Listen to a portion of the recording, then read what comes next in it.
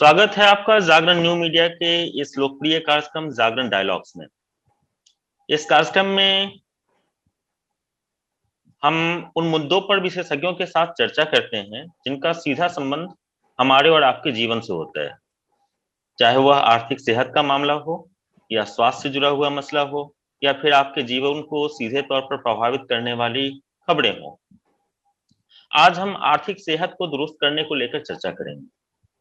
अपने विशेषज्ञों से यह जानेंगे कि भविष्य की विभिन्न जरूरतों के लिए अगर हमें लाखों या करोड़ों रुपए चाहिए तो आज से ही हमें कितनी रकम कहाँ जमा करनी चाहिए। इस पर चर्चा करने के लिए हमारे साथ हैं आज दो मेहमान। महिंद्रा मनुलाइफ के सीईओ एवं एमडी आशुतोष बिश्नोई जी और ऑप्टिमा मनी मैनेजर्स के फाउंडर एवं सीईओ पंकज मठपाल जी, और मैं हूं मनीष मिश्रा।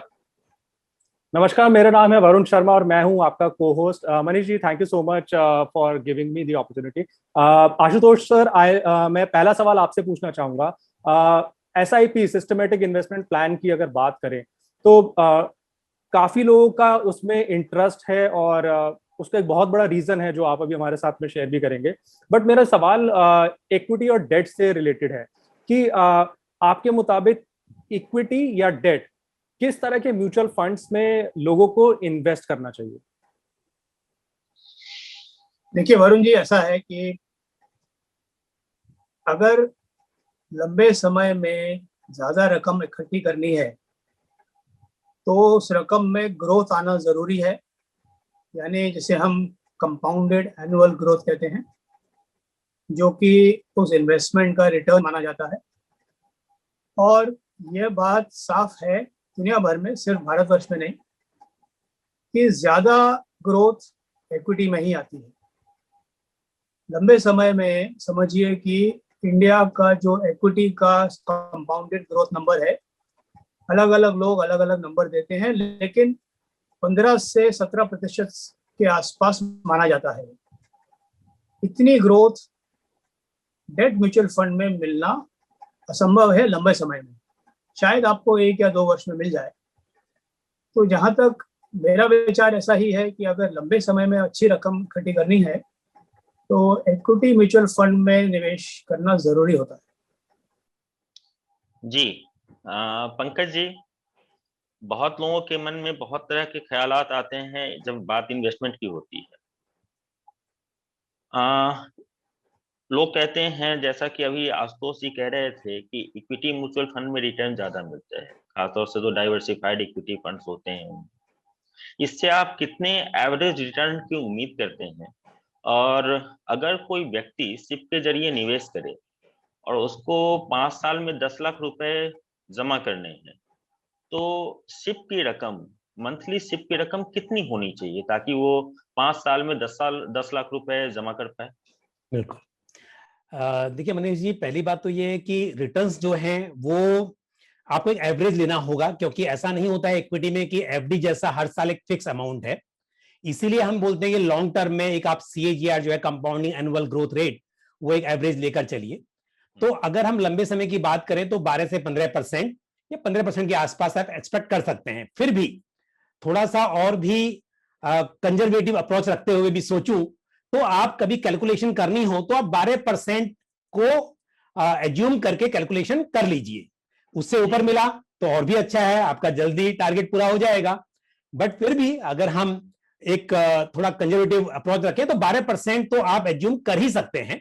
और इस हिसाब से अगर आप ये कह रहे हैं कि 5 साल में आपको 10 लाख रुपए इकट्ठे करने हैं, तो करीब करीब 12,500 रुपया महीना आपको निवेश करना होगा उसके लिए, इस हिसाब से। लेकिन अगर इस बीच में रिटर्न्स आपके और बेहतर आ पाए तो शायद ये जल्दी हो जाए, या थोड़े कम आए तो थोड़ा बहुत ऊपर नीचे हो सकता है। बट मैंने जैसा बताया, 12% सीएजीआर को माइंड में रखते हुए आप 12,500 रुपए से शुरुआत कीजिए।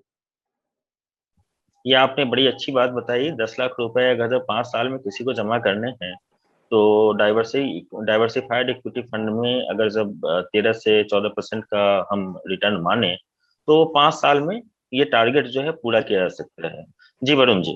जी आशुतोष सर, अगला सवाल मेरा आपसे एनएवी को लेके है एक काफी कॉमन टर्म है जो कि म्यूचुअल फंड के साथ में जुड़ा हुआ रहता है, बट काफी लोगों को उसके बारे में पता नहीं होता, नेट एसेट वैल्यू की अगर हम बात करें तो आपके मुताबिक जिन फंड्स का एनएवी कम होता है, क्या वो बेटर होते हैं इन्वेस्टमेंट के लिए, या जिनका एनएवी ज्यादा होता है वो बेटर होते हैं इन्वेस्टमेंट के लिए? अच्छा प्रश्न पूछा है आपने। ऐसा है कि कम या ज्यादा एनएवी से ही किसी भी फंड की परफॉर्मेंस को जज नहीं किया जा सकता है। ये देखना जरूरी है कि जिस एनएवी पे फंड पहुंचा है वो कहाँ से आया है, पहले कहाँ था। यानी अगर आज कम है तो पहले ज्यादा था क्या, गिरा क्यों? या फिर ऐसा भी होता है कभी कभी, जैसे हमारे फंड को देख लीजिए, हम नए हैं मार्केट में, तो जनरली हमारी एनएवी कम होगी क्योंकि हमें शुरू किए हुए ही कई सारे फंड 1 या 2 साल ही हुए हैं। 1-2 साल में भी काफी बड़े होंगे तो कितना बढ़ेंगे, मतलब 15-17% के हिसाब से भी बढ़ेंगे तो बहुत नहीं बढ़ पाएंगे, तो एनएवी कम होगी। तो ये देखना जरूरी है कि फंड की एनएवी कहाँ से उस मुकाम पे पहुंची है जो आज है।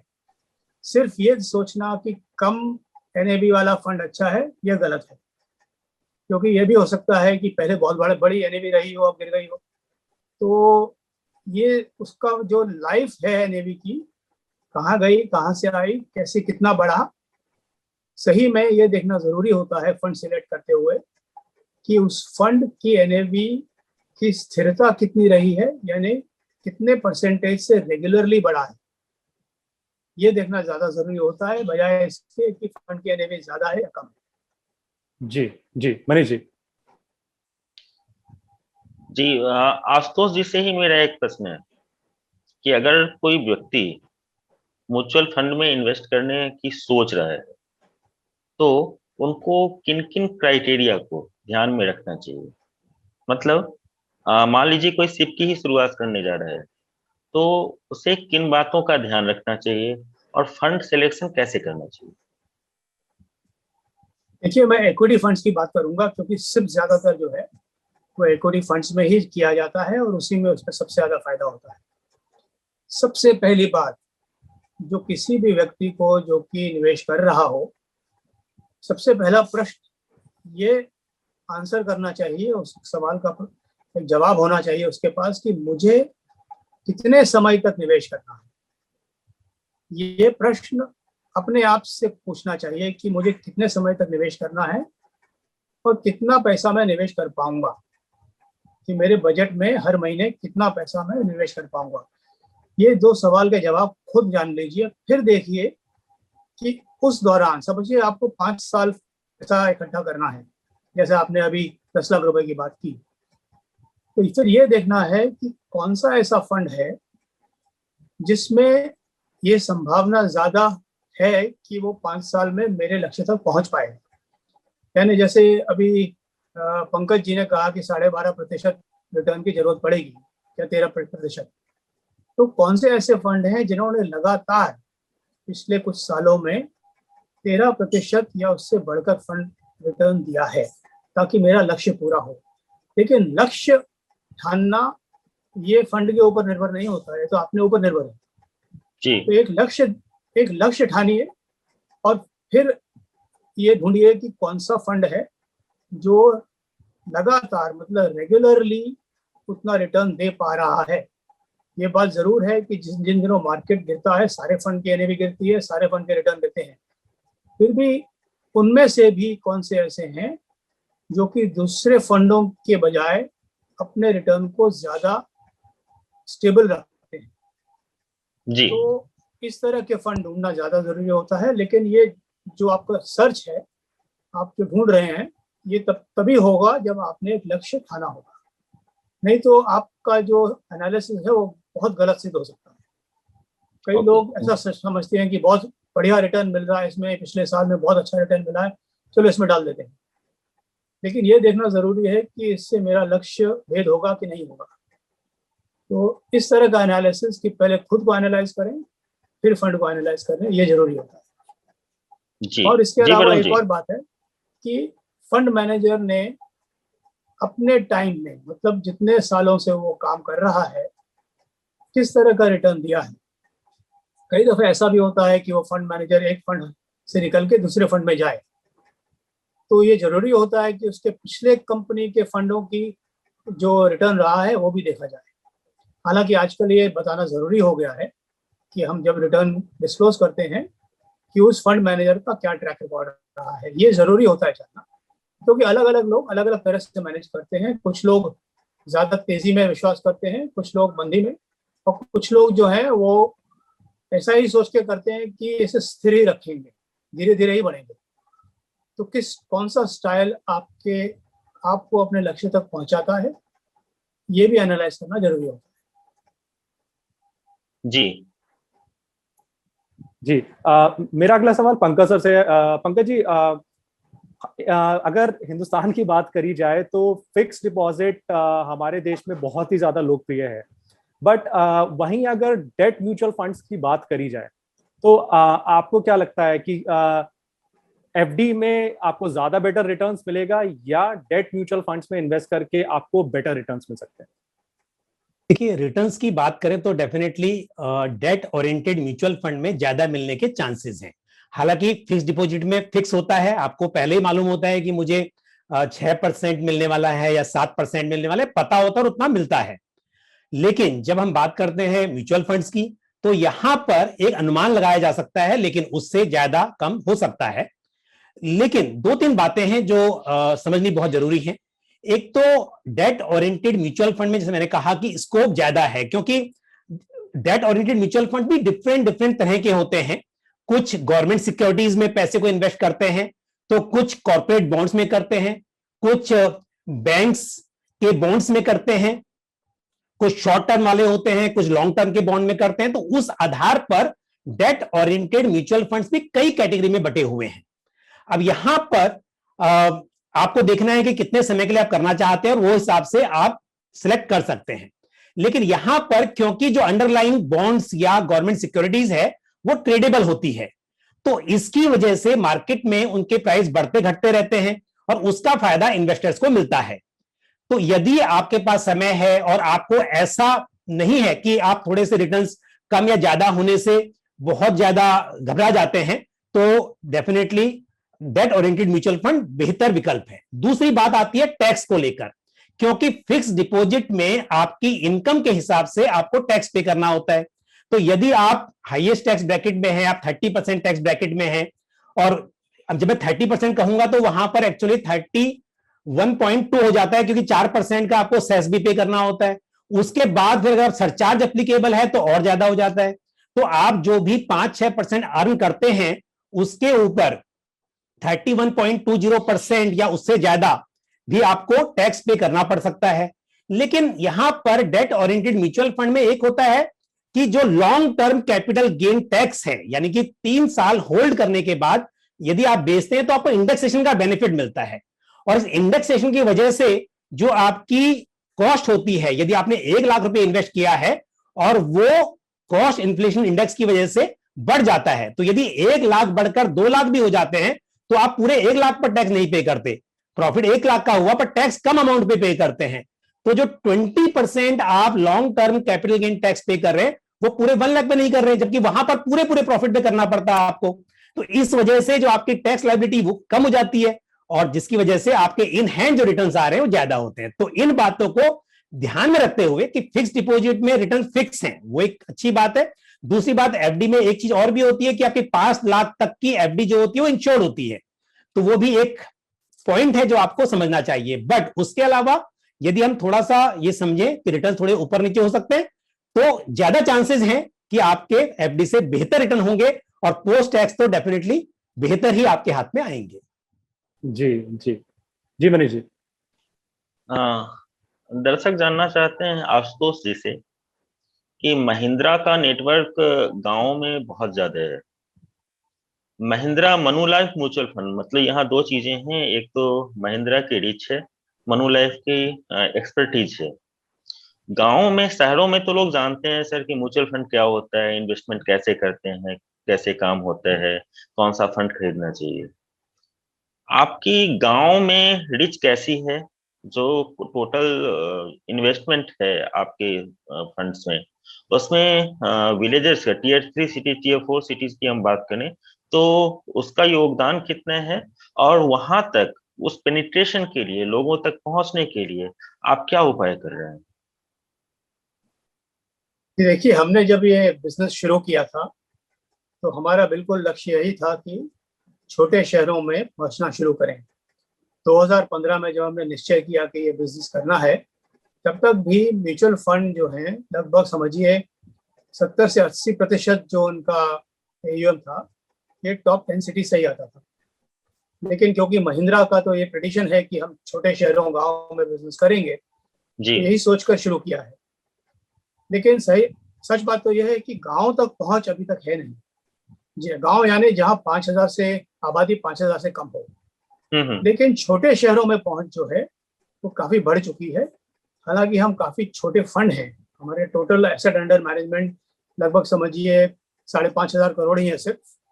लेकिन इस साइज के लिए भी हमने 60 शहरों में खुद स्वयं का ऑफिस खोला है। ऐसा लगभग बड़ी कंपनियां ही करती हैं। लेकिन ये क्यों किया है कि इन 60 शहरों से हम और छोटे शहरों तक अपनी पेरेंट कंपनी यानी महिंद्रा फाइनेंस के जरिए पहुंच सकें। और महिंद्रा फाइनेंस जो है वो उनके ऑफिसेज समझिए कि लगभग 1300 से भी ज्यादा शहरों में हैं और वहां से वो गांव में तक पहुंचते हैं। तो प्लान यही है कि जितने भी ऑफिस महिंद्रा के हैं, महिंद्रा फाइनेंस के हैं, यहाँ से हम अपना म्यूचुअल फंड लोगों तक पहुंचा सकें। आज ये सच नहीं है कि हम 1300 में हैं। आज मैं समझूंगा कि लगभग 400 के लगभग ऐसे शहर हैं जहां तक हम पहुंच पाए हैं। तो भी मतलब काफी आगे तक पहुंच है। गांव तक पहुंचने में वक्त लगेगा और हमारा ऐसा सोचना है कि महिंद्रा फाइनेंस के अलावा जो कि फोन इंस्ट्रूमेंट से जो लोग ई कॉमर्स कर रहे हैं गांवों से, उसी फोन के जरिए म्यूचुअल फंड बेचने का ऐसा इरादा है हमारा। हम महिंद्रा फाइनेंस के थ्रू भी यही प्लान लेके आगे चल रहे हैं। Okay sir. जी वरुण जी। जी पंकज जी, मेरा अगला सवाल आपसे सेम इसी के अराउंड है। एक और ट्रेडिशन जो हमारे देश में काफी ज्यादा मायने रखता है, तो वो है कि लोग पारंपरिक तौर पे प्रॉपर्टी और गोल्ड में काफी इन्वेस्ट करना पसंद करते हैं। वहीं अगर लॉन्ग टर्म की बात करें तो लॉन्ग टर्म इन्वेस्टमेंट के हिसाब से और रिटर्न के हिसाब से आपको क्या लगता है कि क्या प्रॉपर्टी और गोल्ड में इन्वेस्ट करना ज्यादा बेटर है या फिर इक्विटी म्यूचुअल फंड्स में इन्वेस्ट करना ज्यादा बेटर है, अगर हम दोनों में बराबर अमाउंट हम इन्वेस्ट करें? जी वरुण जी, देखिए पहली बात तो यह है कि गोल्ड ने कभी उतने रिटर्न नहीं दिए जितने इक्विटी ने दिए हैं। लॉन्ग टर्म में 1 साल 2 साल की बात नहीं कर रहे हैं, बट अगर हम दोनों को एक लंबे समय में कंपेयर करें तो हिस्टोरिकली इक्विटी ने हमेशा सबसे बेहतर रिटर्न दिए हैं। तो इसके लिए गोल्ड को थोड़ा पोर्टफोलियो में रखना अच्छी बात है, लेकिन क्योंकि आप सारा पैसा इक्विटी में तो मैं सलाह नहीं दूंगा, लेकिन गोल्ड से आप वो रिटर्न की उम्मीद नहीं कर सकते जो आप इक्विटी से करते हैं।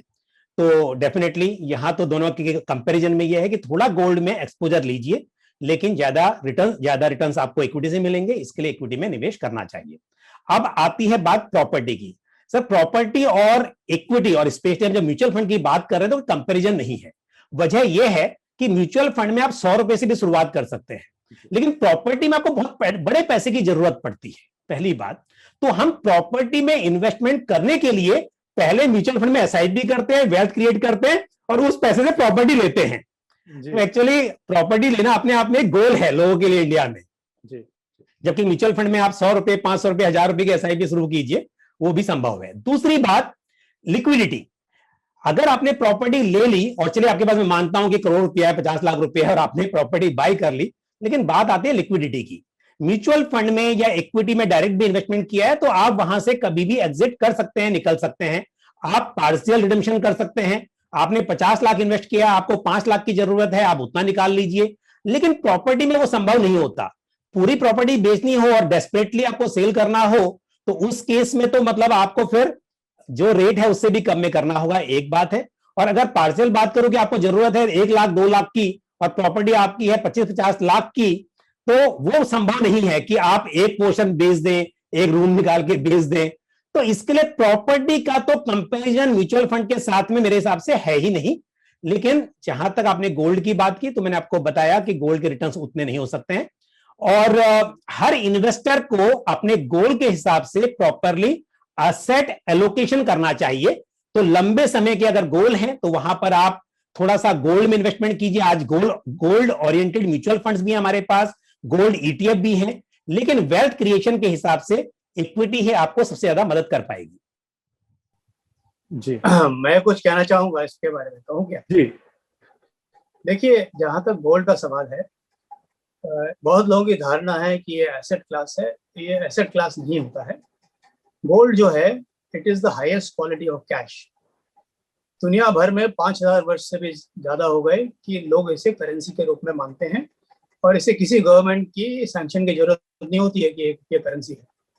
तो इसे हाईएस्ट क्वालिटी कैश समझ के अगर आप चलेंगे, तो मेरा ऐसा मानना है कि एक अच्छे खासे पोर्टफोलियो में लगभग 10 से 15% अगर गोल्ड होल्ड होगा, तो ये मुसीबत के वक्त में जितना पैसा आप लूज करेंगे, इंश्योरेंस पॉलिसी की तरह आपका वो पैसा लौटा देगा। क्योंकि जब भी क्राइसिस होती है, लोग गोल्ड की तरफ भागते हैं और गोल्ड का दाम तभी बढ़ता है। तो उसे एक इंश्योरेंस पॉलिसी की तरह होल्ड करें। एसेट क्लास की तरह तो वो इन्फ्लेशन के बराबर रिटर्न देगा लॉन्ग टर्म में। और एक एग्जांपल देता हूँ, 1979 में गोल्ड का भाव लगभग 1100 रुपये 10 ग्राम का था। आज की तारीख में समझिए 50,000 पकड़ लेंगे। और उसी साल में इक्विटी में सेंसेक्स 100 के नंबर पे था, और वो भी 50,000 पे है। तो एक चीज 50 गुना बढ़ी है, दूसरी 500 गुना बढ़ी है उसी दौरान। तो ये बात साफ है कि पैसा कहाँ बनता है। गोल्ड में कभी कभी, जैसे पंकज जी ने सही कहा, एक साल में शायद बन सकता है।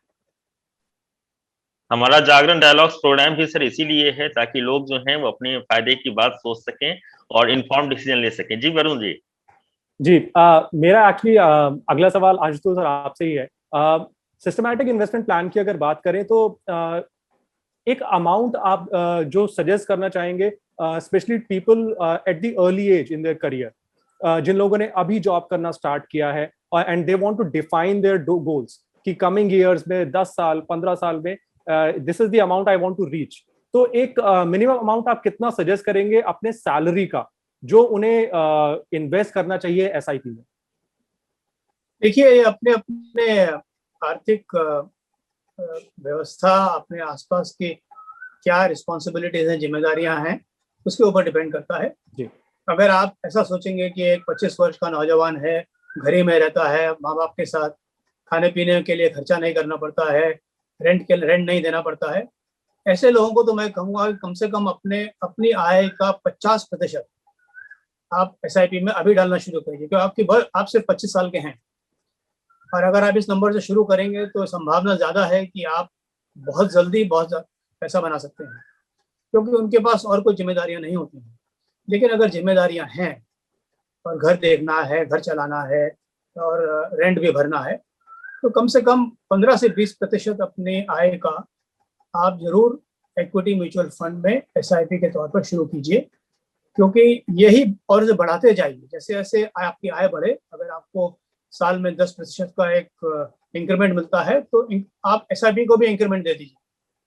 और ऐसा भी हुआ है पिछले 2 सालों में कि लोगों का की आय घटी है, मतलब कुछ लोगों के यहाँ कंपनियां बंद हुई हैं या उन्होंने लोगों की सैलरी कम की है।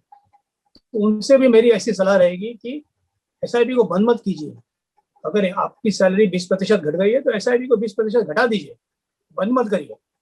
मैदान छोड़ के मत जाइए, क्योंकि मैदान छोड़ के जाएंगे तो फिर अर्निंग कैसे होगी, ग्रोथ कैसे होगी। तो लक्ष्य को मत छोड़िए। हो सकता है कि उसकी वजह से थोड़ा और 1-2 साल बढ़ जाए, लेकिन जहां तक एक ऑर्डिनरी यंग पर्सन का सवाल है, मैं समझता हूँ 15% तो कम से कम अपनी आय का वो डाल ही सकते हैं। हाँ, ये जरूर है कि उसकी वजह से शायद कुछ पिज्जा कम खाएंगे या कुछ, आजकल तो खैर वो भी मुश्किल है। तो आजकल ये सबसे बढ़िया टाइम है कि घर में बैठे हैं, ज्यादा खर्चा नहीं है, तो जरूर अपना एसआईपी जो है वो उससे बढ़ाएं। जी जी, thank you Ashutosh sir. Manish ji. Pankaj ji, Ashutosh ji ने जो अभी बात कही है उसी से मिलता जुलता क्वेश्चन जो है दर्शकों का है कि पहले खर्च या पहले बचत। मेरे कहने का मतलब है कि अगर किसी की सैलरी आती है तो पहले वो सेविंग का अमाउंट तय कर ले या पहले अपने खर्च तय कर ले उसके बाद सेविंग करे। मनीष आप जी, तो फाइनेंशियल प्लानर हैं आप, और लोगों को अच्छी सलाह दे सकते हैं जो लोग कहते हैं कि पैसे ही नहीं बचते। तो उनके लिए क्या टिप्स है? बिल्कुल, अगर ये सोचेंगे कि जितना बचेगा उसको इन्वेस्ट करूंगा, तो सच है, आपने सही कहा कि पैसा बचता ही नहीं है, क्योंकि आज की तारीख में इतने सारे ऑप्शंस हैं खर्च करने के लिए कि आप बहुत कुछ खर्च कर सकते हो, तो पैसा बचेगा ही नहीं। तो बहुत जरूरी है कि अपना हाउस होल्ड बजट बनाएं। जब बजट बनाएंगे तो उसमें आपको मालूम चलेगा कि कुछ खर्चे ऐसे होते हैं जिनको आप कम नहीं कर सकते। ईएमआई हो या घर का रेंट हो, बच्चों की स्कूल फीस हो, तो वो तो कम नहीं हो सकता है, वो रखना पड़ेगा। लेकिन कुछ खर्चे जरूर ऐसे होंगे जिन पर कंट्रोल किया जा सकता है, जिनको कम किया जा सकता है, भले रोका नहीं जा सकता, कम किया जा सकता है। तो आप जब गोल तय कर लेंगे तो आपको देखना है कि जो मेरे घर के खर्चे हैं उनके लिए मुझे पैसा बचाना है, और जो गोल हैं उनके लिए भी मुझे इन्वेस्टमेंट करना है। तो गोल को अपने एक्सपेंस की तरह ट्रीट कीजिए। तो आपको शुरुआत में मालूम चल जाएगा कि अगर मुझे ईएमआई के लिए 20,000 रखने हैं तो मुझे रिटायरमेंट के लिए भी 5,000 रखने हैं। तो शुरुआत में ही आप पैसा साइड करके इन्वेस्ट कर देंगे, ना कि ये कि जब सब खर्च करने के बाद बचेगा तो मैं उसको इन्वेस्ट करूंगा, वो संभव नहीं हो पाएगा। तो अपने गोल्स के लिए जो इन्वेस्टमेंट करना है उसको खर्चे की तरह ही ट्रीट कीजिए, और शुरुआत में ही उसको आप खर्च कर दीजिए, मतलब कि इन्वेस्ट कर दीजिए उसको, तो आपके अकाउंट से पहले वो माइनस हो जाएगा। फिर जो बचा है उसी में से आपको खर्च करने हैं, और कुछ एक्स्ट्रा बच पाता है तो आप जो शौक के लिए खर्च करना है फिर वो कर सकते हैं। हमारे जागरण डायलॉग्स कार्यक्रम के जो दर्शक हैं निश्चित रूप से इस टिप्स से लाभान्वित होंगे। जी वरुण जी। जी आशुतोष जी, अगला सवाल आपसे है। स्टॉक मार्केट की अगर बात करी जाए तो ऑल टाइम हाई पर है। सो इन्वेस्टर्स जो अभी एसआईपी में इन्वेस्ट करने की सोच रहे हैं, तो उनके लिए आपकी क्या सलाह है? क्या उन्हें अभी कुछ समय रुकना चाहिए, या they should go ahead and start their SIP as soon as possible? देखिए, क्योंकि आपने एसआईपी की बात कही है, मैं कहूँगा कि एसआईपी शुरू करने की कोई टाइमिंग नहीं होती है। एसआईपी का तो प्रिंसिपल ये है कि आप हर मार्केट में खरीदेंगे जी, बढ़ा हुआ है तो खरीदेंगे, घटा हुआ है तो भी खरीदेंगे, क्योंकि आपकी कॉस्ट एवरेज कैसे होगी जी, तो उसके लिए वेट करना जरूरी नहीं है। जहाँ तक मार्केट का सवाल है, बहुत से लोगों ने पिछले साल भी यही कहा था कि मार्केट तो अब 40,000 पे पहुंच रहा है, अब तो निकल लेना चाहिए, तो 50 पे है। मार्केट के बढ़ने और घटने से अगर आप घबराएंगे तो मैं समझता हूँ म्यूचुअल फंड में सक्सेसफुली इन्वेस्ट नहीं कर पाएंगे। और एसआईपी तो जरूरी, मतलब this is the best time to start an SIP, क्योंकि अब ये मार्केट यहाँ से कहाँ जाएगा, जहाँ तक जितने भी फंड मैनेजर से आप बात करेंगे वो आपको बताएंगे कि उनकी स्ट्रेटेजी चेंज हो रही है। उन्हें भी लगता है कि ऐसा हो सकता है कि आगे बढ़कर मार्केट थोड़ा धीमा पड़ जाए।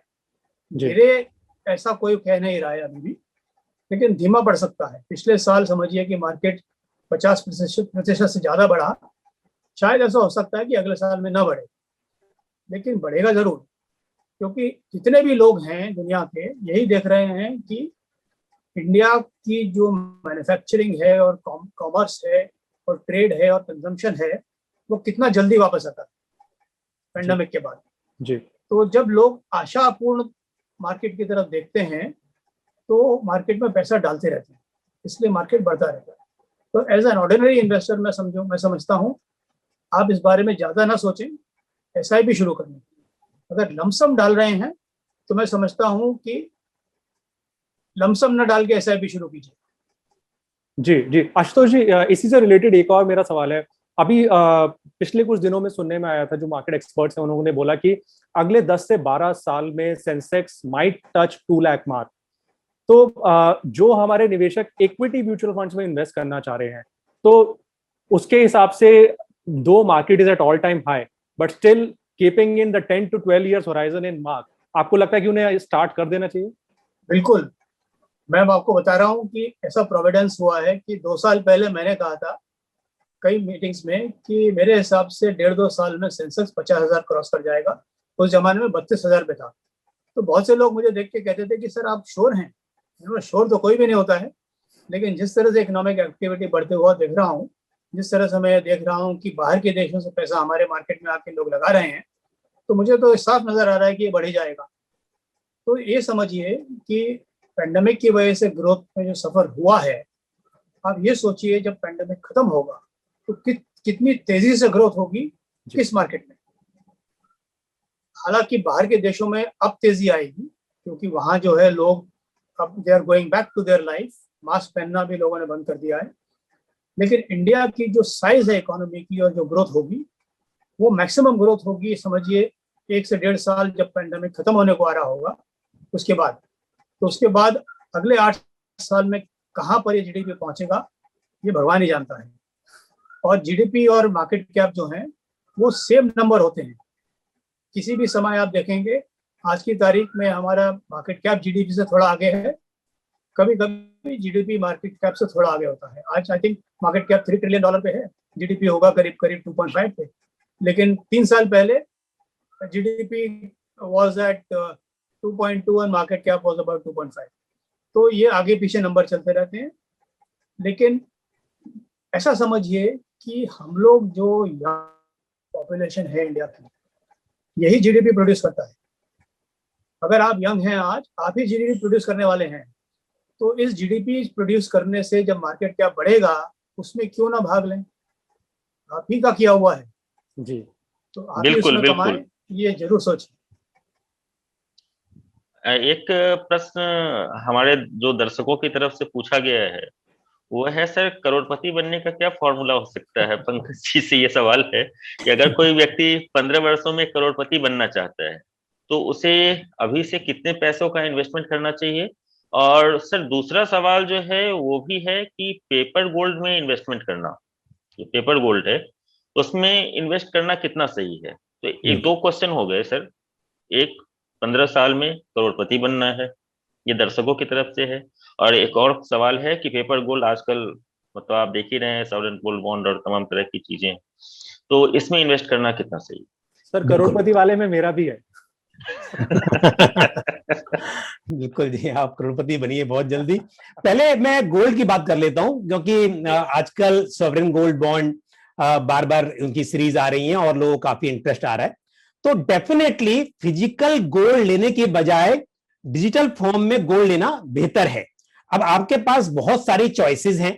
फिजिकल गोल्ड तो बिल्कुल वो कंजम्पशन के लिए है। अगर इन्वेस्टमेंट की बात हो तो मैं सलाह दूंगा कि आप कभी फिजिकल गोल्ड ना लें, क्योंकि एक तो आपको रख रखाव के लिए मतलब आपको रखना है, उसके लिए लॉकर का भी चार्ज पे करना है, फिर अदरवाइज डर रहेगा आपको चोरी होने का, फिर प्योरिटी को देख के हमेशा एक मन में शंका रहती है।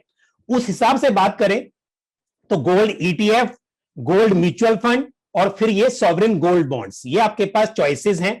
और सॉवरेन गोल्ड बॉन्ड की बात की जाए तो वहां पर एक दो अलग से फायदे हैं म्यूचुअल फंड के मुकाबले में। एक तो यह है कि सॉवरेन गोल्ड बॉन्ड में सरकार 2.50% का इंटरेस्ट पे करती है। तो जो सोने का भाव बढ़ेगा उसका फायदा आपको म्यूचुअल फंड में मिलेगा और सॉवरेन गोल्ड बॉन्ड में भी मिलेगा, लेकिन जो 2.5% सालाना सरकार ब्याज देती है वो आपका अलग से फायदा हो जाता है। उसके अलावा टैक्स को लेकर है, अगर 5 साल के बाद आप सॉवरेन गोल्ड बॉन्ड को रिडीम करते हैं या 8 साल के बाद जब वो मैच्योर होता है, मैच्योरिटी पर आपको पैसा मिलता है, उसके ऊपर आपको long term capital gain tax नहीं चुकाना होता है, जबकि फिजिकल गोल्ड या गोल्ड ओरिएंटेड म्यूचुअल फंड्स में वो आपको पे करना होता है। तो इस हिसाब से सॉवरेन गोल्ड बॉन्ड थोड़ा सा और बेहतर हो सकता है। लेकिन जब आपको एसआईपी करनी हो, आपको मार्केट के हिसाब से इन्वेस्टमेंट करना हो बार बार, तो उस हिसाब से आपके पास गोल्ड ईटीएफ और गोल्ड म्यूचुअल फंड एक बेहतर चॉइस है। तो फिजिकल गोल्ड के मुकाबले डेफिनेटली आपको पेपर गोल्ड या डिजिटल गोल्ड में जाना चाहिए। और डिजिटल गोल्ड में एक ऑप्शन और भी होता है एक्चुअली कि आजकल वो पेटीएम वगैरह इस तरह से भी लोग गोल्ड बाय करते हैं। लेकिन मेरे हिसाब से अगर इन्वेस्टमेंट की बात की जाए तो मैं सॉवरेन गोल्ड बॉन्ड और गोल्ड म्यूचुअल फंड तक अपने आप को सीमित रखना चाहूंगा कि वो अच्छे ऑप्शंस हैं। अब आते हैं आपके बहुत इंपॉर्टेंट सवाल पर कि करोड़पति कैसे बना जाए। जल्दी शुरुआत कीजिए और डिसिप्लिन मेंटेन कीजिए तो बहुत ही आसान है। अगर नंबर की बात करूं, देखिए मैंने इससे पहले भी कहा था कि म्यूचुअल फंड में हालांकि रिटर्न्स गारंटीड नहीं है, और जब गारंटी नहीं होती है तो ये अच्छी बात होती है। देखिए कई बार जब सैलरी मिलती है तो बड़ा अच्छा लगता है कि फिक्स सैलरी है, बट उसका नेगेटिव पार्ट ये भी होता है कि फिक्स है। अगर मुझे पता है कि 50,000 है तो 50,000 ही है, बट बिजनेस में अगर वो फिक्स नहीं है तो स्काई इज द लिमिट, कि कोई लिमिट नहीं है, कितना भी आप अर्न कर सकते हो। तो दोनों चीजें हैं कि फिक्स जब एक वर्ड आता है तो सुनने में अच्छा भी लगता है, बट वो अगर आपको एफडी में 5% फिक्स है तो 5 ही मिलेगा, उसके ऊपर नहीं मिलेगा, ये भी बात तय है। तो इक्विटी म्यूचुअल फंड की मैं बात करूं तो यहां पर जैसे हमने डिस्कस किया कि लंबे समय में आप 12-15% की उम्मीद कर सकते हैं। फिर भी मैं कैलकुलेशन पर्पस से अगर ये मानूं कि 12% का रिटर्न आप लेके चलते हैं तो 15 साल में 1 करोड़ जुटाने के लिए आपको मंथली करीब 21,000 रुपए इन्वेस्ट करने पड़ेंगे। अब ये सुनने में आप ध्यान दीजिएगा, नंबर बहुत बड़ा लगता है ना, 21,000 रुपए इन्वेस्ट करना शायद किसी यंग इन्वेस्टर के लिए डिफिकल्ट हो, बट आप अगर यंग हैं और आपको ये पता है कि आपकी सैलरी हर साल बढ़ती रहेगी, तो आप ऐसा क्यों नहीं करते, शुरुआत छोटे अमाउंट से कीजिए और हर साल उस अमाउंट को बढ़ाते रहिए। क्योंकि आपकी अगर 15 साल की बात करें तो 15 साल में सैलरी हर साल लगभग हर साल बढ़ेगी और साथ में जब जब प्रमोशन होंगे तब तो और ज्यादा बढ़ेगी। तो अगर मैं ये मान के चलूं कि हर साल आप अपने इन्वेस्टमेंट को 10% से बढ़ाते जाएंगे और आपको 12% का रिटर्न देगा मार्केट या आपका म्यूचुअल फंड, तो आप शुरुआत कीजिए सिर्फ 12,000 रुपए से, आप 21 से मत कीजिए, आप 12,000 रुपया महीना शुरुआत कीजिए और आपको हर साल अगर ये 12% बढ़ता रहता है तो 15 साल में आप 1 करोड़ जुटा लेंगे।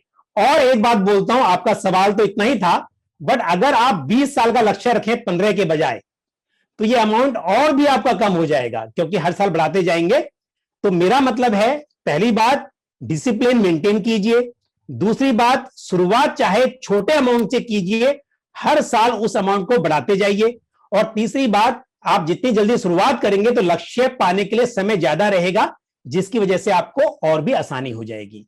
तो इस तरह से स्टार्ट अर्ली सेव रेगुलरली, वो फंडा है करोड़पति बनने का। जी जी, तो हमारे दर्शकों के साथ में पंकज जी ने करोड़पति बनने का फॉर्मूला अभी जस्ट शेयर किया है। इससे पहले कि मैं इस डिस्कशन को रैप करूं, आशुतोष जी आपसे मेरा आखिरी सवाल है, जो थीमेटिक म्यूचुअल फंड्स होते हैं जैसे इंफ्रास्ट्रक्चर का हो गया, फार्मा का हो गया, इसके अराउंड थोड़ा सा इंफॉर्मेशन हमारे व्यूअर्स के साथ में शेयर करिए, और इसमें निवेश करना में कितना जोखिम है कितना नहीं है, इसके बारे में आप अपनी राय हमारे साथ शेयर करिए। देखिए, ऐसा है कि जो थीमेटिक फंड होते हैं सेक्टर फंड कहलाते हैं जी, जैसे आपने कहा फार्मा है, बैंकिंग है, इंफ्रास्ट्रक्चर है, ये सेक्टर वाले होते हैं जी। इनमें अगर आप निवेश करना चाहेंगे तो मैं समझता हूं कि आपको काफी रिसर्च करनी चाहिए कि कौन सा सेक्टर ऐसा है जो कि चलेगा। कोई भी सेक्टर ऐसा नहीं होता है कि जो हमेशा चले। और दूसरी बात यह है कि भारतवर्ष में हमारे स्टॉक मार्केट में कई ऐसे सेक्टर हैं जिनमें ज्यादा कंपनियां नहीं हैं। सबसे ज्यादा कंपनियां जो हैं अगर किसी एक सेक्टर में मानी जाए तो वो बैंकिंग और फाइनेंस है, उसमें सबसे ज्यादा नंबर कंपनियों का है, और डाइवर्सिफिकेशन के तौर पे वहाँ सबसे ज्यादा डाइवर्सिफिकेशन पॉसिबल है। अगर आप किसी भी सेक्टर फंड में डालना चाहें तो ये समझ के चलिए कि आपको बहुत नज़दीकी से उसकी परफॉर्मेंस सेक्टर की ट्रैक करनी पड़ेगी, क्योंकि कई सेक्टर्स जैसे कि मेटल्स है, कमोडिटीज है, ये साइक्लिकल कहलाते हैं, मतलब ये ऊपर नीचे जाते हैं, उनका एक मार्केट साइकिल होता है कि जो कि दुनिया के मार्केट साइकिल से लिंक्ड होता है। और अगर आप उसमें पैसा डालेंगे तो ऐसा हो सकता है कि वो पैसा कम भी हो जाए। तो साइकिल के किस पॉइंट पे पैसा डालना है, किस पॉइंट पे पैसा निकालना है, ये सब देखना जरूरी हो जाता है सेक्टर फंड में। लेकिन उसमें रिटर्न जो है उसकी पॉसिबिलिटी सेक्टर फंड्स में ज्यादा होती है, क्योंकि रिस्क ज्यादा होती है, जोखिम ज्यादा होता है। लेकिन timing becomes more important in sector funds. तो अगर आप ट्रैक नहीं कर पाएंगे अपना पोर्टफोलियो रेगुलरली और टाइमिंग के हिसाब से देख नहीं पाएंगे हमेशा, तो मैं समझता हूं कि आप सेक्टर फंड्स की तरफ मत जाइए। थीमेटिक फंड्स में एक दो थीम्स और होती हैं। जैसे मैं बताऊं, हमने एक लॉन्च किया था रूरल भारत एंड कंजम्पशन योजना, जो कि एक काफी लंबा चौड़ा थीम है, मतलब उसमें कई सारे सेक्टर आ जाते हैं। लेकिन हमें मालूम है कि महिंद्रा ग्रुप की वजह से हमें एक्सपर्टीज ज़्यादा है, इस एरिया में ज़्यादा समझ है, तो तमाम सेक्टर आते हैं इसमें। तो वो एक ब्रॉड बेस हो जाता है, लेकिन फिर भी एक थीम है। लोग लार्ज कैप, मिड कैप वगैरह को भी थीम कहते हैं। तो मैं समझता हूँ कि जैसे जैसे कंसंट्रेशन बढ़ता है पोर्टफोलियो का सेक्टर की वजह से या थीम की वजह से, जोखिम बढ़ता जाता है और रिटर्न की संभावना बढ़ती भी है और नेगेटिव रिटर्न की संभावना भी बढ़ती है।